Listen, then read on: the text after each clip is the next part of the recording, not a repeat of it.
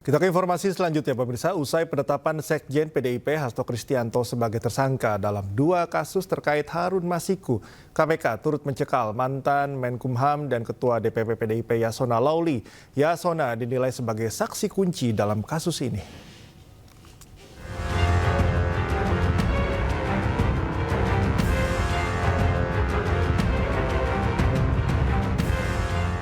Mantan Menteri Hukum dan HAM Yasona Lauli ikut dicekal ke luar negeri bersama Sekjen PDIP Hasto Kristianto terkait kasus Harun Masiku. Yasona turut dicekal meski masih berstatus sebagai saksi. Lain halnya dengan Hasto yang telah ditetapkan sebagai tersangka suap dan perintangan penyidikan. Menurut mantan penyidik KPK Yudi Purnomo, Yasona adalah saksi kunci dalam kasus ini sehingga harus dicekal. Yasona merupakan saksi yang diperiksa terakhir kali sebelum Hasto ditetapkan sebagai tersangka. Yasona diperiksa pada 18 Desember 2024 lalu di KPK. Ia diperiksa dalam kapasitasnya sebagai Ketua DPP PDIP dan mantan Menkumham.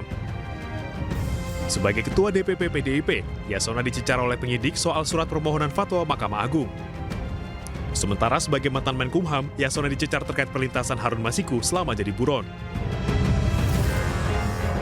Sebelumnya, KPK mencegah Hasto Kristianto dan Yasona Lauli ke luar negeri usai penetapan Hasto sebagai tersangka.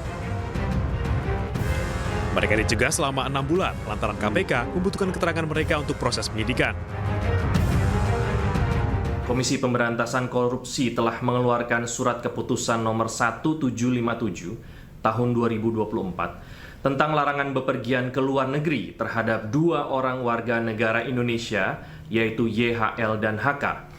Larangan bepergian ke luar negeri ini terkait penyidikan dugaan tindak pidana korupsi, pemberian hadiah atau janji terkait penetapan anggota DPR RI terpilih 2019 sampai dengan 2024. Tindakan larangan bepergian ke luar negeri tersebut dilakukan oleh penyidik karena keberadaan yang bersangkutan di wilayah Indonesia dibutuhkan dalam rangka proses penyidikan dugaan tindak pidana korupsi sebagaimana tersebut di atas.